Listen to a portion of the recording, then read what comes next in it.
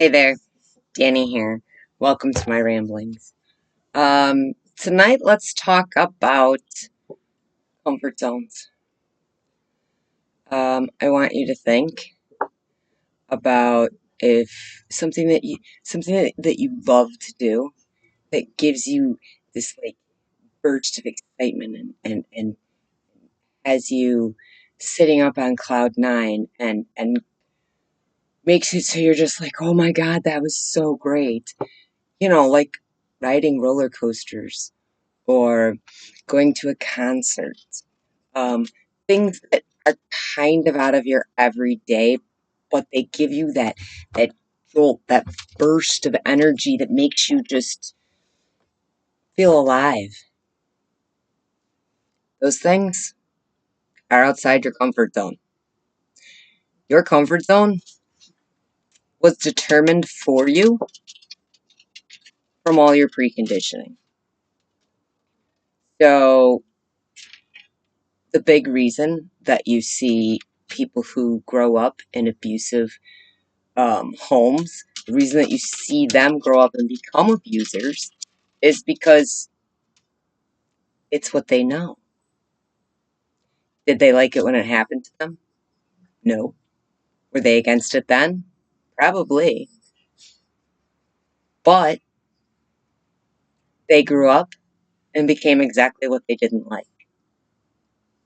Which is kind of my point when I've been talking about a lot of this stuff and looking at yourself. Who are you? Do you really, really know who you are? Or are you what you were told you were? A husband, a provider, a father, a wife, a mother, a homemaker. Are you what you want to be?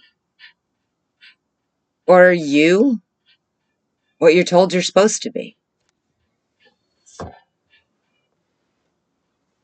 Decades ago, college, we're talking many decades ago, college was pretty much reserved for people who had the money.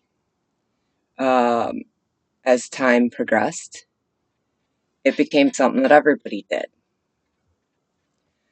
Um, Personally, I have 2 degrees. They're pretty much useless at this point. My school closed. They got in a lot of trouble for fraudulent practices. They were padding their numbers uh, for jobs after graduation. Um, I have the actual degree from my first one, my associates. Um, and I never received the bachelor's because, well, they closed 2 months before I was going to be done and graduated. I have more than enough credits to consider it, and I do have certified transcripts to prove that. But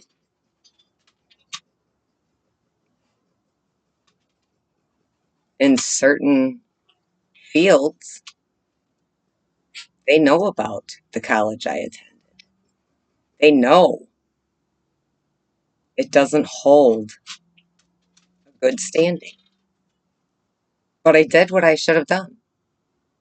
And I had made a list at 13 or 14 and decided what I wanted my future to be. And what it was what I was told it should be. If I said as a child what I wanted to be, I was repeatedly told that you can't do that. There's no money in it. How are you going to survive? I didn't tell my kids those things. When my kids wanted to do something, I would tell them, go for it. The only thing you have to do is make sure that you can pay for your bills while you do it. And if you keep working at it, you'll get better and better at it. And then eventually you won't have to work another job. But don't ever let anybody tell you that you can't do what you want. Because you can. And a lot of us sit in our comfort zones. We do as we're told by our society and our family. And I was 100% there. I did a little backwards from other people, but when I got to the point where you're supposed to feel like you're successful and you made it, the marriage, the house, the kids, the good job, all I could think was, this is it. This is what I've busted my butt for? Great. I had a nice house. I loved my house.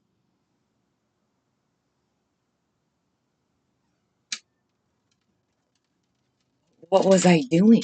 I was going to spend the next 40, 50 years there until I died.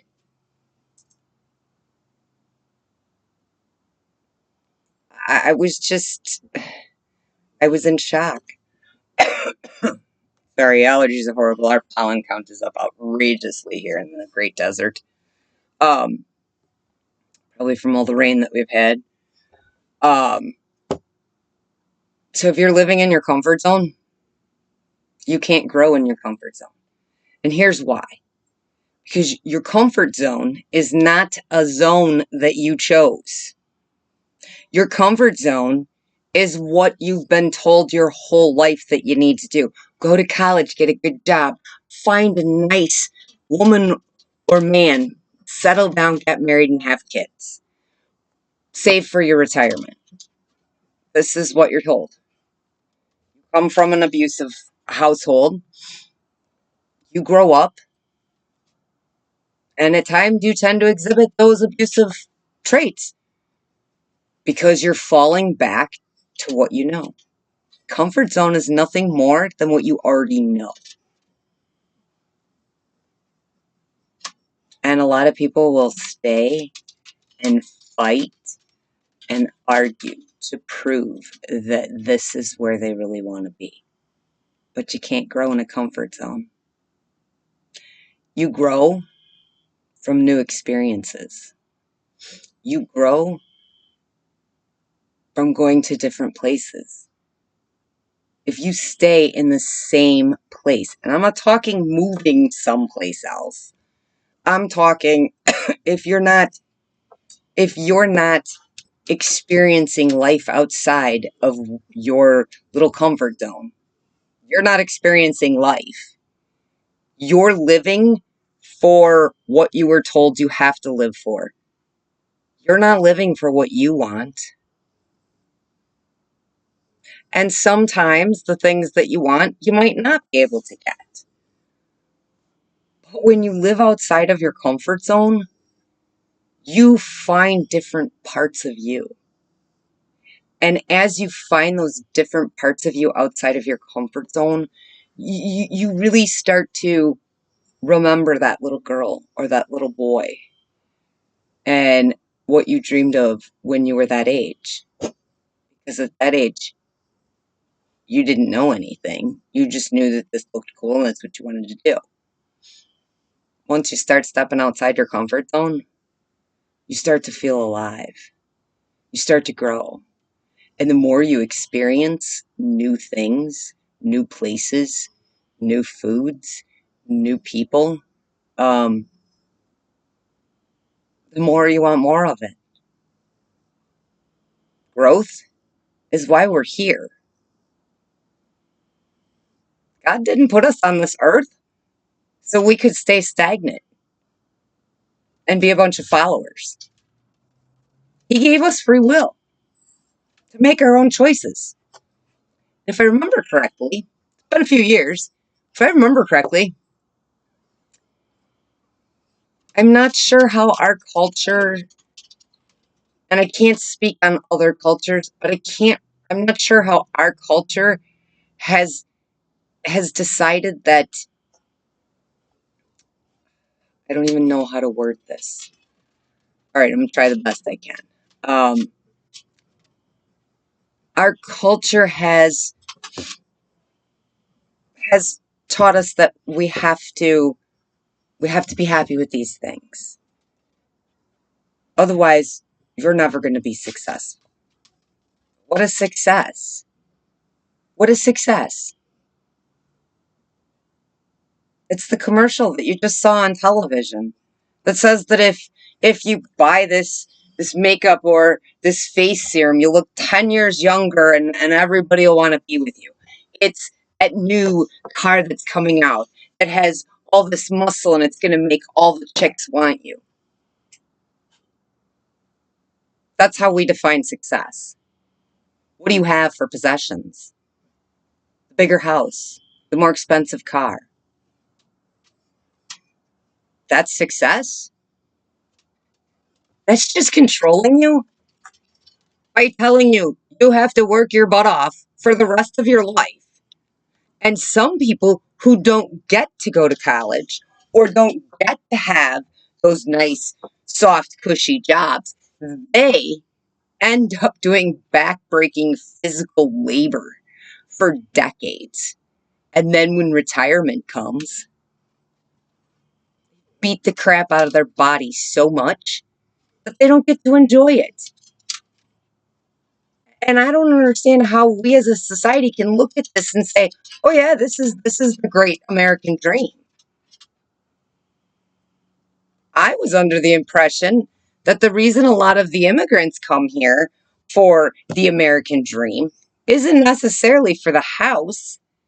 It's to be able to make a living and decide what it is they want to do. Why do you think you get immigrants that come here and start businesses and end up making a very nice life for themselves? They weren't preconditioned by our stuff and our society. They came here. They wanted more. They worked for it. They didn't stop in and say, "Oh, I got this job. I can cover my bills." Great. Can you go on vacation? Do you get to go to explore other countries? What do you do for fun? Really, what do you do for fun? You should be going out there and getting experience. Be getting outside of your comfort zone because nothing grows in your comfort zone. Really think about it.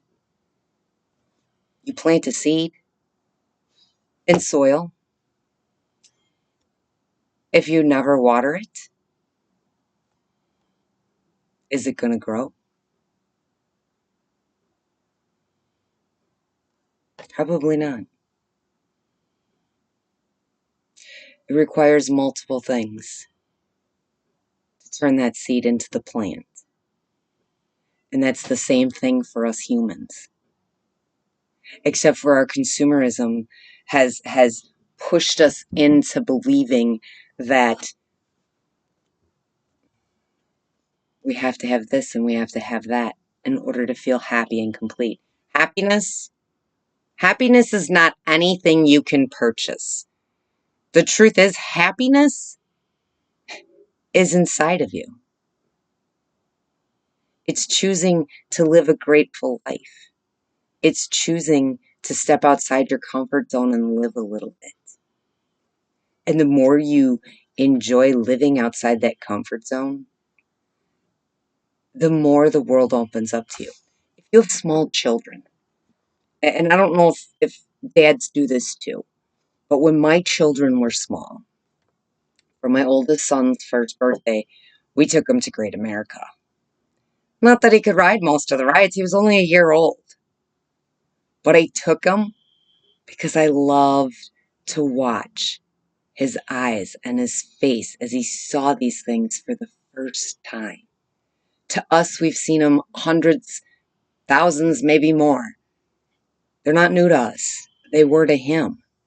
And I loved watching that that awe and that excitement in his eyes.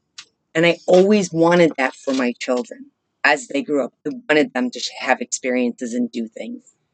Didn't necessarily meant they were going to like what they were doing, and they may say, "Okay, yeah, this isn't for me." But I wanted them to go out and try things that they wanted to try. And they did. They didn't always follow through with the stuff. And the truth was, I was okay with that. My son wanted to try an instrument. I'll pay for it. You can take lessons. After a short period of time, he decides, well, this really isn't something that I want to do. Okay, then you don't have to. I did not want my children to think that they had to stay stuck somewhere, because they didn't. And we are all taught that we have to. The Bible talks about when a man and woman get married, they become one. They become a new family unit. In our culture, we seem to think that when our children get married, that we still should have some say over our children's lives. We should be able to guilt trip them, which guilt tripping is abuse, a low grade form of it, but it is abuse. Guilt trip them into doing things the way we think they should do it. I don't know if you raised your child right, and you taught them right from wrong, and you taught them manners, and you taught them what they needed to do so they could be a decent law abiding citizen when they grow up. Why would you need to still be in their life telling them what to do? Didn't you do a good enough job when they were kids? Now they're adults.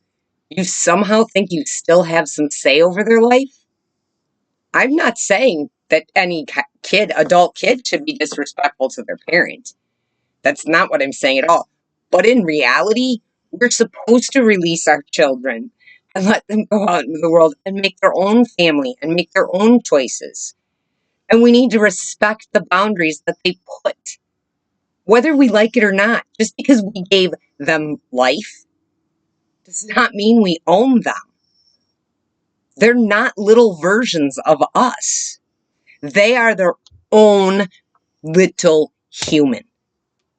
And we stunt them. We stunt them by expecting them to be like us. How many people do you know that work in factories? And I'm not saying anything's wrong with it. I've worked in several factories in my lifetime. Some of them I actually enjoyed doing. But how many people do you know? How many young people graduate high school and they're like, well, we can get jobs in the factory and get our own place, and it worked for my mom and dad. And you have no complaints about your childhood? None whatsoever, right? Because if it worked for your mom and dad, then you must have had a perfect childhood. Because the truth is, struggling does not make for a happy childhood. It makes for stress. Stress with the couple, and stress with trying to give your kids things that you want, but you might not be able to afford. So when your children get old enough and they decide that it's time that they're going out into the world, you as a parent need to back off. You need to realize that this child is not you. It's not a little version of you. I didn't have any daughters. I had two sons. And at no point did I ever think that either one of those children were a little version of me. There are pieces of me in them that you can see, and there are pieces of their father in them that you can see. Both of them. And as for having a favorite, I don't know how that's even possible, because my children aren't the same. They're two totally different children. They were raised in the same house with the same rules and everything else, but they were their own individual people. I don't understand why our culture wants to shove this down our kids' throats, and then when they become adults, we as parents want to think we've got a say. What say do you have? What legal right do you have to your child once they turn 18? You don't. But somehow in our culture, we seem to think that we do. And we help keep our children stuck in a comfort zone that we created. If you came from an abusive family and you go out into the world and you stay in your comfort zone, you can either become somebody who ends up getting abused or being an abuser. Your children witness this, and it goes on, and it goes on, and it goes on. Think about what you didn't like in your childhood. Do exactly the opposite for your children. Then when your children become adults, back the fuck away and let them live their lives. You don't have a say. It doesn't matter what you want. You don't have a say. They're an adult. No court of law is ever going to say, yeah, you have custody of your 22-year-old daughter or 23-year-old son. No court's going to say that because they're 18. Once they turn that and they're not in your house, you don't have any say. And I don't know why we as parents think that we do. How many times do you watch families, dysfunctional families, which we all have dysfunctional families? That's just the way it is in our culture. I don't know other cultures, I just know ours. Dysfunctional families. They expect that when the kids are older, that the kids continue on with what they've done. And if the kid doesn't, then they want to ostracize the kid, or they want to get on the kid's case and make them feel horrible. I'm sorry, but your child grows to an adult. They're their own person. They're not a little version of you. Yes, they have some of your DNA in them, but they didn't have the same experiences growing up that you did. Their thoughts and their feelings are not going to be what yours have been because they didn't live in the home you lived in. But you want to keep telling them what to do. I'm going to tell you this right now. If one of my sons, and I have had this happen. One of my sons was dating somebody that I was not thrilled with. I didn't think she was good enough for my kid, but I didn't have the right to say anything. Why? Because if I said something, he loves her. He loves me because I'm his mother. But until you give birth to a child, you have no idea what love is. Once you give birth to that child, you then realize, oh my God, this is what love is. My son loved this girl. He loved this woman. And if I said anything against her, I was going to put a wedge in our relationship. Essentially, I was going to push him away, closer and tighter into her arms. Nope, not what I was going to do. I bit my tongue. I minded my own business. I didn't put my 2 cents in. Yeah, we had a couple of issues at the end of their relationship, but I will tell you that I backed away because I don't get to choose who my son's going to be with. I'm not in my son's head. I know what he thinks when he shares it with me, but I'm not in his head. I don't know what he thinks. I don't know how he feels. So I don't have the right to tell him what he needs and what he doesn't need. And I don't understand why us parents do that. It doesn't make any sense to me. You are supposed to set your child free and let them go make their own family. But we tend to think that we still should be able to have some control because we're their mother or we're their father. You don't have any control. You wonder why families fight and argue all the time? I'll tell you why. Because it's a power dynamic. Everybody in the family is trying to get control. Man in his 20s wants to do his own thing. His mom and his dad don't think that he should do it. What's going to happen? He's going to argue and say, this is my life, I can do what I want. Parents are going to go, yeah, but blah, blah, this is how it should be. And I'm sorry. Where is your dysfunction coming from? Where is your family chaos coming from? Because everybody in the scenario that I just gave you is fighting to have power and control over somebody else. The young man is fighting to have control over his own life. And the parents are fighting to still have control over the son's life. And when your parents die, you're going to miss them terribly. Why are we fighting with each other? Why aren't we letting people be individuals? Because our society thinks that we are all the same. We're not. I'm not you, you're not me. Why do you think we love talking about things and learning new things? Because it expands our world. It takes us out of our comfort zone. So, I just want you to know, what did you want to do when you were growing up? That's where you should head. Start living outside your comfort zone. Night.